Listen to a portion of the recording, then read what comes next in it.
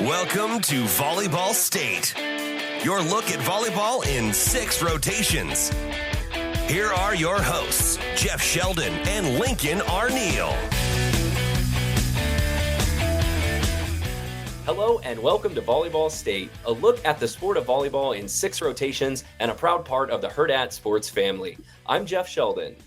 And I'm Lincoln Arneal. Lincoln Arneal live from Louisville. It's our Final Four preview show. We're going to take you through the matchups and the storylines of the biggest week of the college volleyball season. And joining us tonight, once again, noted volleyball knower, proud former libero, and one of ESPN's studio hosts this week in Louisville, Emily Ehman. Thank you so much for being here tonight. Welcome back to Volleyball State. Whoop, whoop. Excited to be here. I love being on this show. You guys are the best. So studio host, I almost feel like is maybe a bit of a misnomer considering, aren't you all courtside this week at the Yum Center? Yeah. So essentially I'll be at a desk right next to the court alongside Christine Williamson. And yeah, we'll be coming on basically after the second set of every match for about a minute or a minute and a half, similar to what they did during regionals. And then between the two Final Four matchups for a 30-minute show and a 30-minute preview to the national championship as well. Awesome. Well, we've got Emily here with us to talk about the big storylines, breaking down the matches. First of all, Lincoln, though, take us through all the places that the folks can find us and all the digital spaces. I'm hoping this week we've got some new listeners, some new watchers as we drag the volleyball casuals into this glorious cult that we have created. Yes, you can follow us all on all sorts of social media. If you're a Purdue fan, apparently I'm very popular in the Purdue, or I don't know if I'm popular. I'm very, maybe hated is the right word in the Purdue community this week. You're the good news bearer for them. What'd you do to the Purdue community? I told them their players are all leaving. Yeah, you told them the bad news is what happened. Sorry about that. But hey, it's a big week for volleyball. We got find us on Twitter, Lincoln_VB, the Volleyball Pod. We're all over Twitter. Blue Sky, we put out some TikTok videos. We're writing stories for Huskies Illustrated. We're putting stuff out on Substack. And we even got I got my Volleyball State hat. We're representing in Louisville this week. I want a hat. Give me a hat. Yeah, okay. we need. Emily's been on the show enough week. We need to send her a Christmas present. So I have a Justice for Libero shirt. Justice for Libero shirt, a Volleyball State hat. Man, I know there's probably something that prohibits you from wearing that on camera when you're going to be on TV all weekend. But we should just sneak it onto the desk, Lincoln. I'm deputizing you with that. I'll stay behind him. Let's talk TV for just a second. Emily, we all saw the huge TV numbers for the regionals, and it basically doubled from last year. Did I see that? I mean, how big does that make the expectations for what ESPN is expecting for the Final Four viewership this week? I mean, I looked at those numbers today and my mind was absolutely blown. We've never seen an increase like this ever. And, normally there'll be 1 or 2 matches that do really well. Particularly the Nebraska matches always do well because fans just turn out for that team. But I thought what was really cool was across the board, the viewership was insane, top to bottom for all the regional matches. Something that we've never seen before. I mean, nearly 800,000 people watched the regional final between Wisconsin and Nebraska. That is an insane number. And overall for regionals, again, up 100%. So that means that you're doubling the viewership average that we saw last season. I mean, I couldn't believe those numbers that we saw. And I think what that says too is for the national championship and Final Four matchups, like we're going to see viewership that we've never seen, especially because similar to last year, that championship is on ABC. Yeah. Absolutely. Creighton got it was 674,000 on ESPN. Creighton versus Penn State. So it's not just the network. I mean, everyone's getting big audience too. It's exciting to see that. It's so exciting. I think for everyone in the sport, like I can just say from what I see behind the scenes and the effort that's put into, raising these platforms. I know you guys had Erica Galbraith on before, I believe, right? The coordinating producer at ESPN.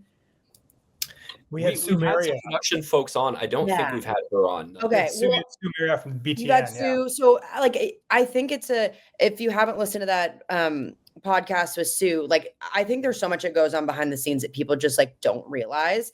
And the push that I've seen from the top has been insane for the last 2 years, to get a show like the Fifth Set, to get the championship on ABC. Like, these things are really, really hard to do and get these windows, even get a regional final on ABC. Like, that doesn't happen if people at the top aren't pushing for it. So just know, like, the people behind the scenes are working insanely hard to do this.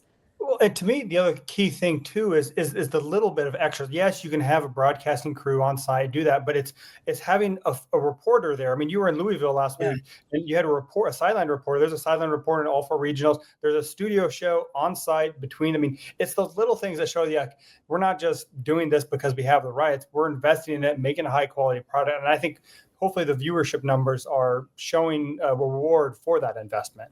Yeah, I agree. I think adding the sideline reporters was a really big add this year. And I just talked to our CP about it and just what they added, like the stories that they had, and even just talking about what they're hearing during huddles and all of those things that we've never had before during matches. It's so cool to have that insight into the teams and players and feel like we have the time and capacity to like build up these players more as stars, because that means you're going to continue to follow them throughout the tournament. So, I mean, I thought the productions across the board were super well done, and I was just really proud of everything that I saw. Yeah, absolutely. And we want to get into the matches with you, both Pittsburgh, Louisville, Nebraska, Penn State here in just a bit. But, this is kind of the week of the sport where a lot of big storylines that we've been watching all season come to a head. What are some of the biggest storylines that you're preparing to cover or that you are focusing on for this weekend in Louisville?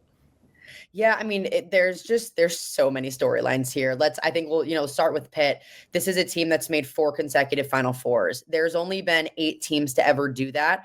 None of them have not won a single Final Four. And Pitt right now, they haven't made it past the Final Four. If they don't, they would be the only team in history to make 4 and not move on. So there's, in a way, pressure on Pitt because they've been there so many times. They've been ranked number 1 for 12 consecutive weeks. Literally since early September, this has been the number 1 team. So there's pressure on them to get past that point and really to win a national championship.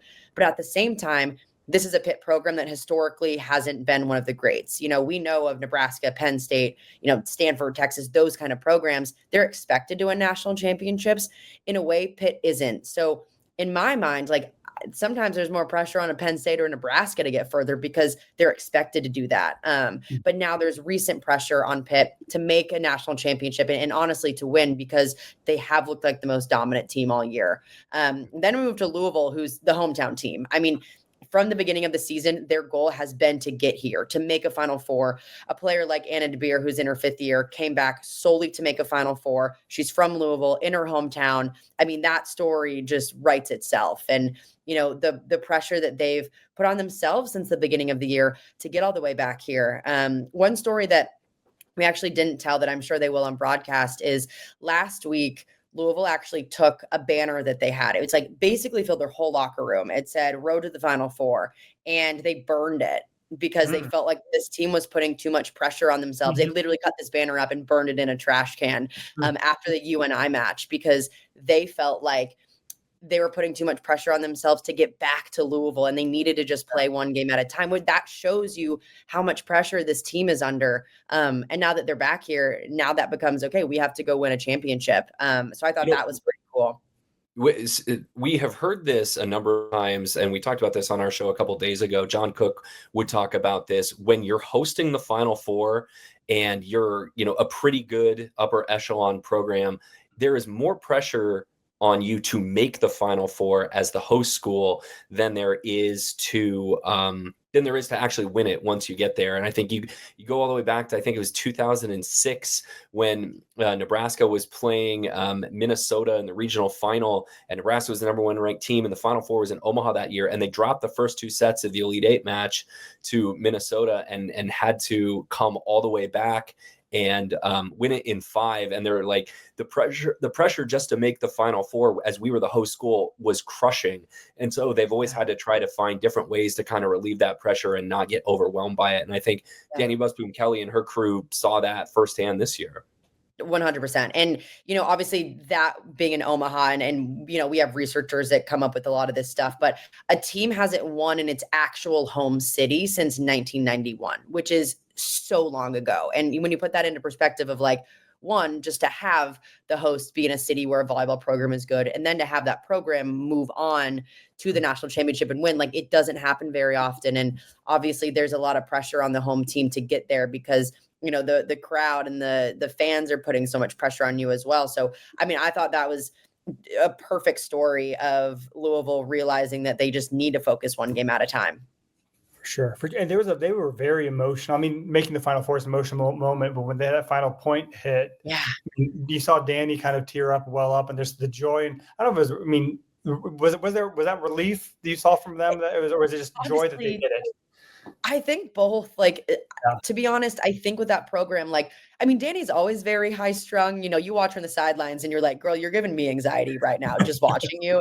And I think when that last point fell, you could see like she just got like looser, and you could tell she was crying. She's obviously so happy for herself and these girls and the girls that came back this year to do this. But I think, part of it has to be relief of like, thank God we made it and we don't have that pressure anymore. But to be honest, like, most teams' goal is to make a Final Four. Now, unless you're an elite team like a Pitt or Nebraska, like then your goal is to win the national championship. Obviously, Louisville and Penn State's goal is to win the championship. But to me, I think for those teams, the under goal is like, we want to make a Final Four. And now that they've done that, I do wonder, like, okay, once you check that off, now can you change your perspective of, okay, let's go win a championship? I think it's difficult to do if you're just starting that goal right now.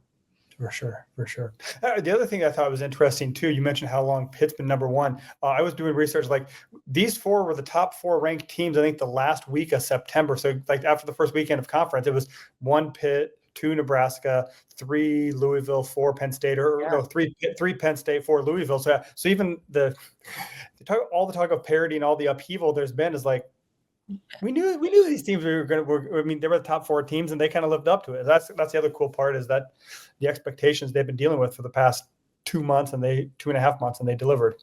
I mean, it's tough to get to the top, but it's tougher to stay there. And, this is, I agree, the first time since 2008 that we've seen the top 4 number 1 seeds make it. And that tells you just how hard it is. And I think it's especially this hard.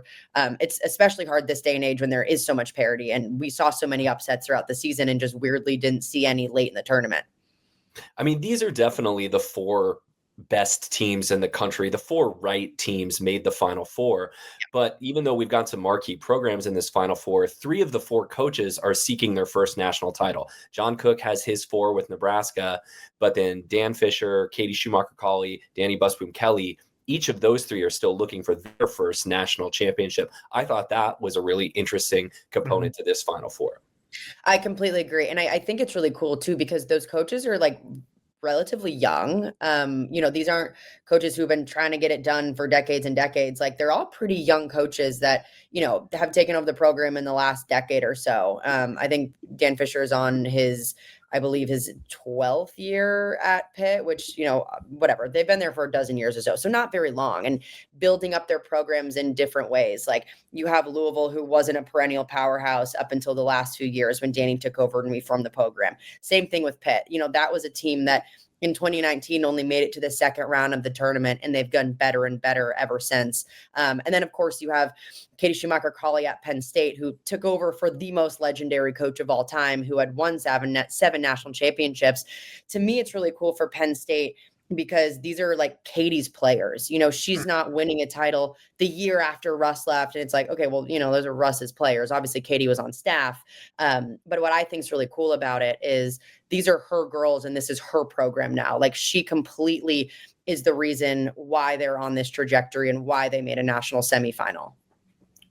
We should go ahead and mention this right up front too. With Penn State, obviously, in most years, they have their own set of storylines making the Final Four. They're such a successful program, but everything is kind of overshadowed on the court right now with Katie Schumacher-Cauley discovering in September that she has breast cancer. And you got to speak with her a couple of weeks ago for a segment that I believe has already run on ESPN. When she was telling you that story, did she talk about how she started discussing this with her team and kind of what that process was like? Because that changes the entire season for not only her, but everyone in that locker room as well. Yeah, so just a snippet about, kind of like how TV works, because I think people are like, okay, well, I didn't really get like it was moving, and I agree. Like the interview was edited so well, and like our editors just did a phenomenal job. But like for context, I sat down with her for over an hour, and we got into everything, and she was so open, and I couldn't have been more thankful. But it goes on TV, and then you get to see 2 minutes of it. So there's so much that gets cut out of an hour interview into 2 minutes that obviously, I think people are interested in, but that's just like not really how TV works. But yeah, we discussed a lot about how she wanted to tell the team and why she wanted to tell them and going into all of that. And I think the biggest thing to know about Katie, even before all this happened, like she hates attention. She doesn't like doing interviews. She'll default to assistants. Like she never wants a spotlight on her. And with, this diagnosis, the biggest reason why she told her team right away, because she was starting chemo right away, which meant she was going to lose her hair. So like, it was going to be obvious what was happening.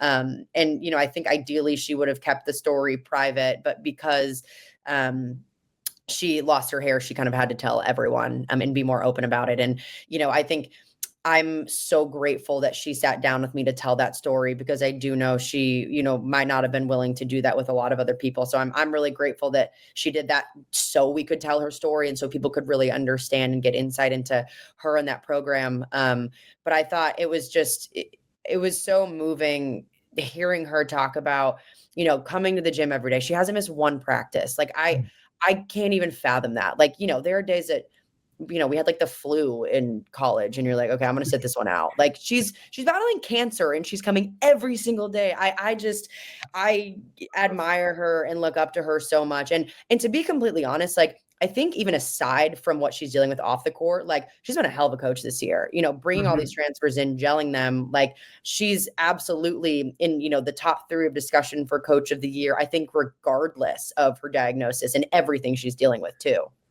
Yeah, you mentioned, you had an hour-long conversation that got whittled down a lot too. Thankfully you have great editors too. What do you hope that people take away from that conversation you had with her after watching that segment? Yeah, it's a good question. I hope people take away that like she's just such a fighter and she's like genuinely one of the most positive and upbeat people you could ever see. And I think it gives you a little more sense of like just her character and her willingness to do, whatever it takes to get this team where she wants to be. And I think you saw throughout the interview, like, she's constantly deflecting stuff and defaulting to her team, which, I think she's just one of the most humble coaches out there. And I hope that people realize like how good of a coach she is and how, open she is and relating to her players and all of that. And she's a damn good coach. All right. Well, thanks very much, Emily. If people have not seen this, I believe the finished interview is available online. You can go check it out. I know you've tweeted out some, at least a photo of the interview. I imagine folks can find it through your social media too. Yeah. I know ESPN should be posting it on social this week as well. I know it'll be up. So definitely check that out. It should be on ESPNW. Absolutely. Well, hey, let's dive into the matches. The thing that you both are in Louisville for, and I'm going to be stapled to my TV for. Let's start with the first one, Pittsburgh, Louisville. It's going to be 5:30 Central, 6:30 Eastern on Thursday. This is going to be the 3rd meeting of the year between Pittsburgh and Louisville. Pittsburgh, as you mentioned earlier, Emily, they've been the most statistically dominant team all season long. They lead the country in hitting percentage. They also lead the country in opponent hitting percentage. Though, in the tournament, their numbers have come down to earth a little bit. They've only hit better than 265 once in the tournament, but, that was in the regional final against Kentucky. How exactly can one slow Pitt's offense, or can it even be done? Or do you just have to hope for an off night? To be honest, like I hate to say it, but Pitt really doesn't have a lot of holes. Like their only loss of the year came to SMU. And to be honest, like Babcock had, one of the worst nights of the year. And I hate to say like, yeah, you got to hope they have an off night. But at the end of the day, like I think you have to hope Pitt doesn't play like Pitt, because to me, when Pitt is playing like Pitt, they are the most dominant team in the country, hands down, top to bottom. I think they have the best offense. They have one of the most stifling defenses. Their block is insane. Their backcourt digs a ton. And where they really stand out to me is they're able to transition kills. So for example, like you look at a Nebraska team that is so good defensively and digs everything, but they're in these really long rallies because they can't put balls down. And Pitt doesn't do that. Like their dig numbers are insanely low for a team that is leading the country in opponent hit percentage. What that tells you is they're able to put balls down very, very fast. And I think that's where teams struggle, is in these long rallies. They have to find a way to stop Pitt, and Pitt's able to put balls down. But I think the biggest thing to slow them down, or at least make Pitt not play exactly like Pitt, is finding a way to slow down either Babcock or Stafford, which has been so difficult to do for literally any team this entire season. But when you have players that are, hitting over 300 on the season from the pins, you got to find a way to slow that down, because in transition, that can really get to you. Yeah, and you look at kind of what Oregon pushed them to 5 in the regional semifinal. You look kind of the two keys that they did was serving. They had 11 aces, and then also they outblocked Pitt 12-10 too. I mean, is that kind of a recipe that teams can emulate a little bit too? Louisville is a very good blocking team, especially against Stanford. I mean, can they emulate what Oregon did at all and hope for the best? Yeah, I think you ask any coach in the country and they're like, yeah, the key is serve and pass. But I mean, it really is true. Like, when you look at most teams and where their losses have come from, it's because they struggled in either serving or passing, or both of them. And a lot of times those block numbers play into that as well. Like Louisville has been doing a really nice job over the last 2 matches because they're also serving opponents out of system. I will say Louisville is not the best serving team in the country. They don't necessarily bring a lot of heat back there. They've gotten better. But in terms of scoring off of their serve, it's not insanely high. They found ways to kind of turn it up a notch, but they really do rely on a really strong front court. So what they're going to have to do against Pitt is they're going to have to bring it. I kind of want to say similar to a Stanford approach. You really just got to bomb balls from the end line. Like, you're going to miss a lot of serves, but that's okay, because you have to find a way to get Pitt out of system. We mentioned this is the third meeting of the year between Louisville and Pitt. Both of the 2 previous meetings were close. Louisville pushed them to 5 in Pittsburgh back on October 25th. Olivia Babcock was her regular outstanding self for Pitt to help win that one. She had 22 kills. Tori Stafford, their outside hitter, had 15. It was close in game 5. Pitt had a 4-1 run that Babcock had a couple of kills in to take the lead. Louisville actually cut it to 1, 13-12, but then Pitt scored the final 2 points. And then the match at the end of November in Louisville was fairly close as well. Pitt won that one in 4. It was tied 1-1, but then that Pittsburgh attack took over games 3 and 4 in that match in Louisville. Pitt hit 421. Olivia Babcock, again, another big match. 23 kills. And Emily, when I look at kind of the teams that have pushed Pitt close, whether it was Georgia Tech at the end of the regular season or Oregon in the Sweet 16, you kind of have to find ways to score points that are not just in-system offense, whether that's your block, whether that's your strong serving game. And then, someone like Elena Scott, one of the best liberos in the country for Louisville, is just going to have to take some bruises, it seems like. Yeah. 100%. And I think you make a good point. Like, at the end of the day, you have to score more points than your opponent. And that sounds very cliche, but Pitt scores so many points. And so you have to find a way to make up for that. Like, okay, say you don't score as many points on offense, your block has to show up, or you have to find ways, to try to serve the team off the court. You have to just find ways to point score in ways that maybe you hadn't before, or you need a player to step up. I think, I think back to even that 4-set loss that Louisville had. Like, Reese Robbins had 10 kills and hit 533 in that matchup. So I think you need kind of an X factor to show up and be that person that you maybe didn't expect. I think, perfect example is Penn State's win over Nebraska at the end of the year, when Caroline Jervish just has the best year of her career and one of the best performances that we've seen all season.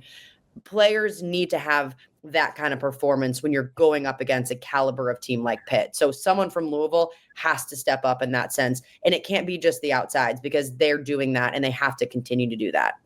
Yeah, that's where I think the Maldonado Diaz, she can really step up too. And you saw a little bit of her against Stanford, and she really kind of, as they kind of pulled away, she was a key there too. I think, Louisville has the tools too. They lead the nation in blocking. They got 3.1 blocks per set. And I think the other X factor to this too, I think twofold is, one, they are playing in front of a home crowd as well too. And I don't know if there's a name for this too, but you mentioned this, that after that UNI game too, where they faced match point, their tournament life was on the edge.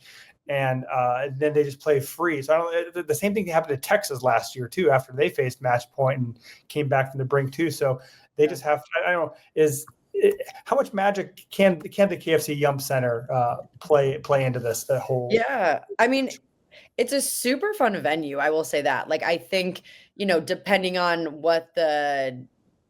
how the fans are compromised. Like, here's the thing. Everyone's going to be rooting for Louisville in that building because it's either going to be Louisville fans or Nebraska fans, and Nebraska fans will root for Louisville because of Danny. So they automatically have home court advantage. Like, and yes, and Billy Glock. Exactly. They don't want to play Pitt. Yeah. So it's like, many reasons to cheer for Louisville. And I don't know, Pitt is not a school historically that has traveled particularly well. I think that's very fair to say. And the fan base is at Nebraska, and obviously the fan base in Louisville for Louisville is going to be huge. So that's definitely going to play a factor in it. And, Pitt has played in some bigger environments, but I wouldn't say they've played in like these massive environments all season long comparative to like a Nebraska or even Penn State. I think just playing in the Big Ten, you get a lot of those bigger environments. And I think Louisville's at an advantage here because they've played, a handful of matches in the Yum Center already. Mm-hmm. Well, hey, let's do picks at the end. Let's move on right now to the second semifinal. It's going to start a half hour after the first match ends. That's Nebraska, Penn State, round 2 for this season. Lincoln and I talked on the show just a couple days ago. A long history between these two programs. This will actually be the 4th time that they meet in the Final Four. The first time since 2017, when I didn't realize this when we were recording the other day, Lincoln, that's the last time Penn State made the Final Four. Mm-hmm. This is a program that used to live at the Final Four, and it's their first time there in 7 years. So, I don't know if that's something to look at, that none of these Penn State players nor their coaches have been coaching in the Final Four, and it's going to be a much different environment for them than it was back on November 29th when Penn State kind of had the rec hall magic going for them in State College, and they beat Nebraska in 4. Here's the thing to me. I think what people don't know about a Final Four is all the pageantry that goes on. Mm-hmm. So, you have a Pitt team that every player on that team has been to a Final Four, and they understand what it's like to go through the car wash of media the day before. So, on Wednesday, the day before the semifinals, basically the players, all they do all day is talk to media, and they're going from room to room, and they have practice, but there's eyes on practice. It's open to the public. It's open to the media. There is so much that goes on to a Final Four that isn't just the game. So for a lot of teams, like, by the time you get to the match, you're already exhausted because you've done so much before the match even starts. So where honestly all 3 of these teams, but particularly Nebraska and Pitt, are at an advantage is because they've gone through this. Everyone at Pitt has gone through this. It's their 4th consecutive Final Four. Nebraska was in the national championship match last year, missed the Final Four the year before, but were in it in 2021. So these are programs that are very used to the spotlight like that. Penn State, none of these players, aside from Maggie Mendelson and Caroline Jurevicius, who came from Nebraska, have even dealt with anything like this. And the most important pieces of that team, I would argue, are pretty much everyone else on the court besides those 2 players. So, how are they going to deal with this? What is it going to be like stepping into this kind of role? And they've never done media like this probably in their lives, aside from, Big Ten media days, which, that's a very select few players anyway. So you do wonder, like, how is that going to affect these players who have never done anything like this before? Because it seems exhausting.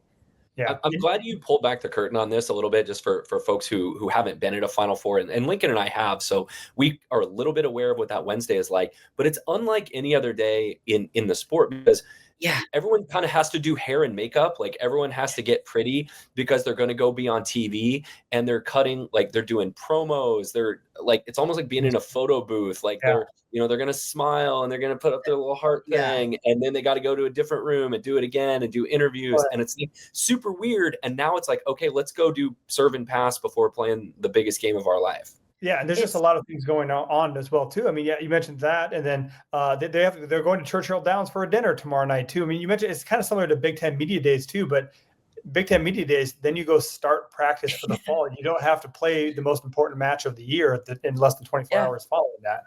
Exactly. I mean, these players are going through, I don't know how many rooms, I know ESPN has like 3 different rooms by themselves. They have an NCAA room, they have a blah, blah, blah. They have their team rooms that they want to use. So it's literally a car wash for hours and hours of media. And then they have to go play in the biggest match of their lives the next day. And, the nerves that come with that and everything. So I think people really don't understand what it's like to be in a Final Four unless you've been behind the scenes and seen it. But I mean, I remember last year talking to some players, and because I would do interviews with some of them basically after they were all done or, done with their 80,000th press conference of the day. And like, they were exhausted. They're like, I'm like so tired. And then they have to turn around again and play in the biggest match of their lives. So for the players that have done this for the last few years, or at least have been to one, they have a better understanding of what it's like to do that and how to manage it, which is the most important thing. Mm-hmm. Emily, I want to talk real quick about the setters in this match. Izzy Stark is, in my opinion, and I don't think it's like a huge, hot take to say this, she's the best freshman setter in the country. And she was, at least she's been playing like that at the end of the year. She is right there at the same level, and maybe even a level above, depending on who you ask, the Nebraska setter, Bergen Riley, right now. And one thing that really makes her stick out is she's very offensive. Like, she will be aggressive at the net. She will throw balls down. She actually has like 90 more attacks this year than Nebraska setter Bergen Riley. Like, how impressive is it for, another true freshman to lead their team to the Final Four? We saw Ella Swindle do it last year with Texas. We've seen Bergen Riley do it, but like, these setters are coming in just like ready to rock and roll. I mean, I am always so impressed by freshman setters that come in and can just take over a program. I don't think people realize how difficult it is. Luckily, Izzy Stark came in January, so she had a little bit more time, but like, the amount of time and effort that she's put in behind the scenes to get those connections down and, be a physical presence. Like, I think to me, it's always interesting comparing like her and Charlie Furbringer. Like, they just look different. Charlie Furbringer looks like a freshman. Like, she's going to get in the weight room and look completely different next year. Izzy Stark came in like, she hit the weight room so hard in the offseason. Like, they made a training program for her, and she was going to be as physical as a senior is. And I think that's really paying off. She's very physical at the net in terms of blocking. She's blocks, the second most out of Big Ten setters all season long. She's an incredible presence offensively. She's not afraid to go up and put in, some risky dumps. I think it was really fun too to watch the Creighton match with Penn State, because they're two just like super aggressive offensive setters. And you could tell they were playing like kind of the same style. Obviously, Ken Durade is like way further in her career and has a lot more consistency. But I think it's so impressive to watch Izzy Stark because she doesn't look like a freshman, and she very much does not play like a freshman. Mm-hmm. For sure, too. I mean, I think so. When we look at what Penn State needs to do to win, too, I mean, to me, Penn State is not afraid of winning ugly. I mean, Nebraska always says it's win ugly, you're fine with it as long as it's a win, too. I think Penn State is also comfortable with that. I don't know. I mean, Grimes is a good, very good libero, and they have some back row players, too, not on the level of Nebraska, but how good is Penn State defensively? Can they win it if their offense isn't performing at a elite level? Yeah, I think the biggest thing for Penn State is going to be how tough can they serve. I thought they did a really nice job in that first matchup against Nebraska, finding ways to, knock them out of system or just put stress on the offense, making it a little bit more predictable in that first matchup. Penn State is very good defensively. They're obviously not at the caliber that Nebraska is at. So that means that their offense needs to step up just a little bit more, and they kill a ton of balls. That's where the bulk of their points come from. I mean, in terms of just leading the country, they're one of the top offensive production teams there. But I think they're going to have to hang with Nebraska defensively. Again, if the Huskers aren't killing balls in transition, Penn State has to find a way to keep that ball off the floor. But I think we saw that defensive intensity really play out in that Creighton match. Like, I thought, really all around, Penn State players were making plays that, not that we hadn't seen them do all season, but we hadn't seen it at like that high level against that high caliber an opponent. Like, I thought Grimes was fantastic. Nathan and Faldudo, their DSs, I thought were amazing as well. Jess Merzick was making some plays back there. They're going to have to do that because, the key to beating Nebraska is to outlast them in long rallies, and not many teams can do that. Well, let's look at Nebraska for a second and talk about what the Huskers need to do to win this match. They hit 154 in that first match against Penn State. And the offense has not, been clicking throughout the year. Merritt Beeson's offensive struggles have been well documented, but they played well enough offensively against Wisconsin in the regional final to win. And Taylor Landfair had a really good match. And it seems like, you need the good version of either Beeson or Landfair for Nebraska to have a chance, because then Harper Murray can do her thing. They get the middles involved, and Nebraska can find enough offense to win. But what are the keys, in your opinion, Emily, for Nebraska to move on to the national championship match on Sunday?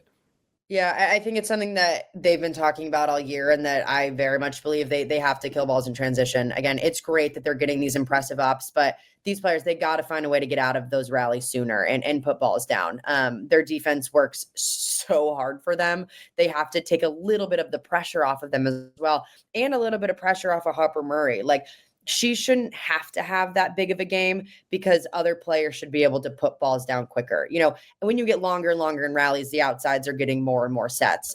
It's great that Landfair is playing like she did last game, and that Harper Murray's playing like she has all tournament long, but they really do need some production. More so, I think Beeson really has to step up here. I think she'll relieve a ton of the pressure from the outsides. The guarantees for Nebraska are like, okay, Jackson's going to put a lot of balls down and be efficient, and Murray's going to put a lot of balls down as well. They really need to have a third player. Whether that's Landfair, great, but I really think it helps when Beeson on the right side can put balls down, because normally that's also, a blocking liability for most teams. Yeah. And that's what I think. Just watching last weekend, I think we saw the next evolution of Harper Murray. I mean, Harper has been a very good player too, but we saw that, give me the ball, I'm going to terminate this. The defense is not going to stop me. It may take me 2 swings on this rally, but I'm going to terminate this ball. And I mean, she's had that flashes at times during the season, but never sustained for 2 whole matches like we saw against both Dayton and Wisconsin too. I mean, I think this is to me, this is now Harper Murray's team. I mean, she's the key offensive figure, and she rose that level last weekend. Yeah, I agree. I think last year it was Beeson was kind of the one to step up in those moments, and she struggled with that. And I think it's been really fun to see Harper kind of come out of her shell in that way and really take ownership of that. And to be honest, in this matchup specifically too, it's really fun because you have a player like Jess Merzick and Harper Murray, who are 2 of the best outsides in the country, who are that for both of their teams. And I think it's going to be really fun. Big night for Legacy Club, right? But they both played for Legacy. Yeah, big night for them. Emily, when you've seen Nebraska play a bunch this year, and I imagine you're watching tape too. When you've been watching Merritt Beeson, what exactly has been behind the struggles of putting balls away at that position? Is there is it the set she's getting? Is it the shot she's hitting? Is it a combination of that? I've been trying to wrap my mind around this for a month now, but I think it's been in Nebraska's last 13 matches, she has double-digit kills 1 time. And she's hitting 40 points lower than she was last year when she was the first team All-American. And usually that doesn't happen as a player moves along in their career. Yeah, I agree.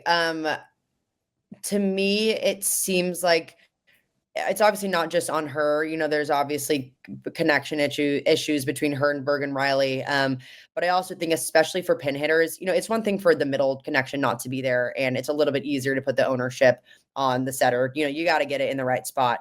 I think for a pin attacker, I don't say all the onus falls on Merritt Beeson, but if the ball's in a window, you've got to find a way to put it down. Even if a big block is there. We saw it all last year, so it's something that we know that she can do. I'm not quite sure. I mean, I think overall she doesn't necessarily look like the same player that we've seen, and maybe that's also a confidence piece. If you're not playing very well for stretches of matches, it's tough to go out there and have the confidence to continue to keep taking big swings. I think Riley does a good job of continuing to keep getting her the ball. It's not like she loses faith in her late in matches. She continues to give her swings. But I don't know. To me, it seems like it's on both of them. But at the end of the day, I think Beeson has to find a way, even if the set isn't perfect, to make it work. Yeah. So I think kind of the other takeaway that I have what Nebraska needs to do is they need to play with that same energy that they did against Wisconsin. I mean, this is a rivalry matchup. I think Nebraska will want a little revenge for Penn State coming back. And I think, too, I mean, if Nebraska can come with energy and feed off of the crowd, too, it might knock Penn State on their heels a little, because Penn State was a very different team on the road than they were on Rec Hall. They were a little bit more vulnerable. They dropped a lot of sets that maybe teams that they should not have. So I think that if Nebraska can play with that energy, and to kind of be the aggressor, I think that'll make a big difference. I completely agree. I think part of that too is, again, Nebraska's played on so many big stages, and they are obviously incredibly good at home. They have not lost at home since 2022. I don't want to say this is a home match for them, but with the amount of fans that are coming from Nebraska, you can guarantee that it's going to sound like a home match for them. And I do wonder how that's going to affect Penn State, because like you mentioned, they haven't necessarily been as good on the road. And I can't imagine that their fans are going to be overwhelming comparative to Nebraska fans. So I agree. Nebraska completely has to capitalize on that and really be the aggressors from the beginning. And to be honest, though, also, like, they can't get caught up in the moment and make it too big like they did last year during the national championship. Like, they have to have learned from that and know going into this that it's a different year, it's a different team, and they need to kind of learn from what happened in the national championship, because that was bad. Yeah, I wonder, we talked about how Nebraska fans would be cheering for Louisville. I don't think there's any love lost between Pitt and Penn State. I think that's more of a rivalry. I mean, if Pitt wins that first game, they stick around. I don't think, their fans won't cheer for Penn State, will they? It's a good question. I feel like maybe they will, just because I feel like they would probably rather play Penn State than Nebraska. I don't know. I mean, it's like, I don't know. It's a good question. I guess we'll potentially see. We'll find out. Find out. We're wrapping up the Final Four preview show on Volleyball State with Emily Ehman, who's going to be one of ESPN's studio hosts and live in Louisville on Thursday and Sunday. Let's get to picks. Emily, in the first match, Louisville, Pitt. Who do you like in that one?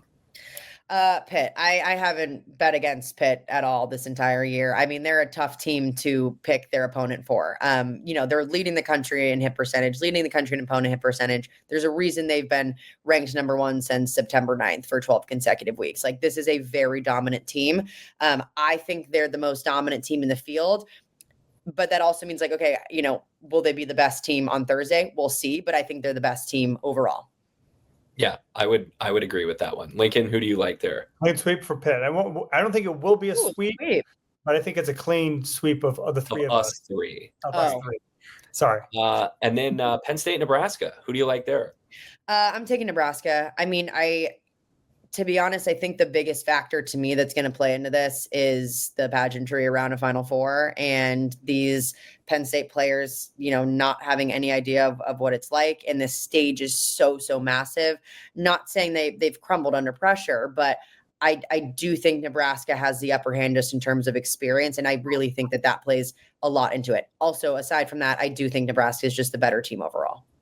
Yeah, I think, I'm going with Nebraska too. I think if they would not have played, they would played anywhere but Rec Hall. I think Nebraska may have won that first match. So they're getting a second chance out of Happy Valley. And I think Nebraska will take care of business against Penn State.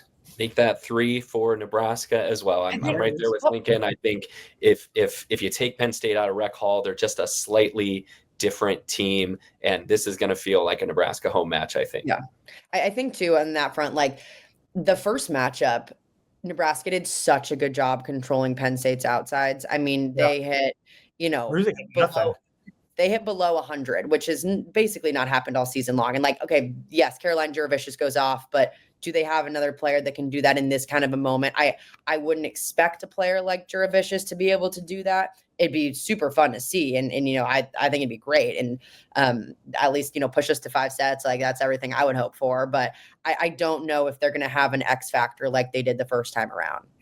Especially early in that match in Rec Hall, everyone for Penn State played well, because don't forget, Maggie Mendelson had, I think, 4 or 5 kills early in that one, and just like it was all clicking for Penn State, and Nebraska was chasing that match constantly. So this could be one of those matches on Thursday that whoever wins game one is going to be the one that wins the match. I know we've also got our big national awards coming up this week. The AVCA National Player of the Year, National Coach of the Year are going to be unveiled, I believe, both on Friday, or one Thursday, one Friday. That's coming up. Yeah. Emily, I don't know if you have like early access to this. So if so, we're not asking you to spill any secrets, but who are your picks for National Player of the Year and National Coach of the Year this week? Oh God, coach is so hard. I always think about coaches as like, okay, how good was this program supposed to be? And then how good did they do? To me, I think I would definitely I would absolutely give my vote to Katie Schumacher-Cauley. One, because she's gotten this program back to where they were for the first time since 2017, back in the national semifinals. This team wasn't supposed to be, I think, as good as they are. They had a lot of new pieces. They had a freshman setter coming in. There were a lot of question marks for this team, and I think people didn't know where to place them. And I think it would have been crazy to think that this team would have made a Final Four with all the new and like really important pieces that they had. So she would get my vote. I think runner-ups would be Kirsten Bernthal-Booth from Creighton, and then honestly Sam Erger from SMU. I know they didn't go deep in the tournament like they maybe should have as a 2 seed, but I think overall body of work, like that program was not picked to do that well. Yeah, I don't know when the voting happens too, but if SMU had won one more round in the postseason, that would really have boosted her case too. And also, shout out to Kirsten Bernthal-Booth, who was actually on my flight from Omaha to Louisville tonight too. I had a little brief chat. I'm like, well, she made this flight a couple weeks ago to come see her daughter play against UNI against Louisville. Mm-hmm. So it was a very heartbreaking flight for her to take, I imagine. But she's here. She's the AVCA president, doing her job. So. I think Katie Schumacher-Cauley Penn State was supposed to be good, but everything she's dealt with, and I think they were even better than I thought. She's the favorite there, and I think National Player of the Year. I tweeted. Do we get your coach in, Sheldon? Then we'll go. No. I agree. I think it's going to be Katie Schumacher-Cauley. Although, I don't want to just yada what Dan Fisher has done. I mean, a big part of your job as a coach is assembling talent, and he's got a very talented team. He's led them to the Final Four. The last 4 years they've been number one basically all season long, and so I don't think he's going to win National Coach of the Year, but it wouldn't hurt my feelings if he did. I also think if Creighton had beaten Penn State, which in my opinion they should have, they gave away game 3, then Kirsten Bernthal-Booth is your National Coach of the Year. I think whichever one of those teams had won that game, they were going to have the National Coach of the Year. We're wrapping up here. What about Player of the Year? Emily, who's your pick there? I feel like this one's kind of obvious, but Nebraska fans have a sentimental pick here too. We should say the 4 finalists are Olivia Babcock, Lexi Rodriguez, Sarah Franklin, and Brooklyn DeLay from Kentucky. They announced earlier on Tuesday. Yeah, DeLay was a bit shocking in there. Not shocking. I mean, she's an incredible player. I just personally think that I don't even think she was the best player in the SEC. I thought Kennedy Barton was a better player. So I was pretty shocked to see that. Again, she's phenomenal. Not saying anything bad about her, but I was pretty surprised to see her on that, especially since she wasn't even a semifinalist. But yeah, out of those 3, here's the thing with this. I tweeted this the other day. I think Lexi Rodriguez is the best player. And I think that because she is so special, and we haven't seen a libero like her in a while. She's going to go down as one of the top 3 liberos to ever come through the college game. The numbers that she puts up are absolutely insane. She's the best passer in the country. She's a phenomenal out-of-system setter. She does her job so well. And I think what people don't realize too is she does her job, and those dig numbers might not be there, but a lot of that is because she's playing next to basically other liberos anytime she's in the backcourt. And, you look at, for comparison, you look at a libero like Elena Scott. That team runs a 6-2. So they're constantly blocking the line so that setters don't get the ball, and they're funneling every single thing across the court. So her dig numbers, not to take anything away from her, but she gets funneled the balls, and she's making a lot of plays because that's where everyone's trying to funnel it to. And I just think Lexi is so special. The Player of the Year will be Olivia Babcock. I have no doubt that it will be, and deservingly so. I mean, the numbers that she puts up just make your jaw drop. She's 4th in the NCAA in points per set, 13th in the NCAA in kills per set. She finished 10th in the ACC in blocks per set and is 2nd in Power 4 in aces per set. Like, her numbers are undeniable. Yeah. And the strange thing is you just gave a good rundown, and you didn't mention the reigning player of the year, National Player of the Year, Sarah Franklin, who actually has slightly better statistics. But I mean, that shows how how dominant Olivia Babcock has been, and how special Lexi Rodriguez has been too. And to add on to your point too about how falling off, I think Bergen Riley, she was number 1 amongst Big Ten setters in digs per set. So she's doing a lot of work on defense, which then forces Lexi Rodriguez to do a lot of work with those second ball touches. Yep. Yeah, and she's a great second ball contact. The team's hitting about 160 off of her, which is a pretty good number comparative. I went into like a bunch of stats today. That's the only reason I have these off the top of my head. But like Elena Scott, for example, the team hits like about 110 off of her, and that's a really big discrepancy from 160 to 110. So it kind of tells you how good of a second ball contact Lexi Rodriguez has. I'm going to go with Olivia Babcock. Also, I think she's the best player on the best team in the country. And when in doubt, that's going to be the player that wins these awards. She's a phenomenal athlete. She puts down balls that I don't think a lot of other players in the college game can. We talked on our previous show about like how rare it is to see D balls in the college game, and they just like set her that pretty naturally. It's usually one of their best attacking options. So why wouldn't you do it? I'm going number 2 for Olivia Babcock. Yep. Well, we're good. We're all unanimous with who's going to play in the Final Four, who's going to win the All Awards. We are a bunch of people who have just boring. We're boring, but we're probably going to be right. Yes. Yeah. I mean, with the lack of upsets that we saw from the Sweet 16 on, like I just don't see Pitt losing, and I just don't see Nebraska losing. And to be honest, I hope to God that we get that matchup in the finals, because I think as volleyball fans, there's been a huge question of like, which team is better all year. And it's been a debate that I'm like so sick of seeing on my Twitter feed. So like, if we could just get that answered, it would be really nice. Yeah. For sure. Absolutely. Well, Emily, thank you so much for being with us. And thank you all for tuning in for another episode of Volleyball State. If you haven't already, what are you doing? Subscribe and review. Give us a 5-star review. That'll make Lincoln feel nice. It'll make my family feel nice. It'll be a nice compliment to the show. Also, Lincoln, pop that hat back up. If it's still within arm's reach, show everyone the Volleyball State hat. You can find that and all our great merch, including the Justice for Libero shirt. We need to come up with like a new Libero shirt now that we have a Libero nominated as a finalist for National Player of the Year. That's all at hurrdatsports.com/shop. And we are going to be blowing up your social media feeds all week long at Volleyball Pod on Twitter. You can email the show, volleyballstate@gmail.com. You can find my stuff individually at by Jeff Sheldon. And Lincoln, tell us not only where to find you, but like, what all are you doing for Huskers Illustrated this week? You can find me in Louisville. I'll be hanging out with all my people here. But yeah, I'll be writing some previews. You're going to come home with like a linen suit and a fedora and like a boutonniere.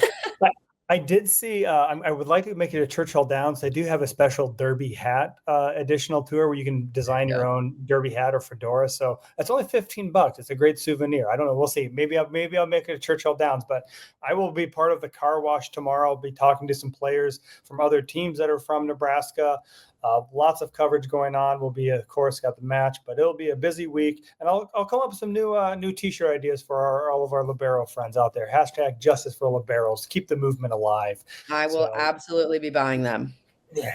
Absolutely. Thanks again, Emily, for being with us today. Thanks to Kahm Broham again, as always, for producing tonight's show. Thanks to Hurrdat Sports. You can find this on YouTube and all the other great Hurrdat Sports shows on their social media feeds and YouTube. We will be back next week to recap the craziness of the Final Four, take a look back at Nebraska's season, and see what else has to happen on this crazy thing. Maybe we'll talk a little bit of transfer portal. We didn't even do that tonight, and oh my gosh, that's spinning like a merry-go-round. Sorry, Purdue. Your favorite player could be on a different team by the time you hear this, but we will. They probably will be.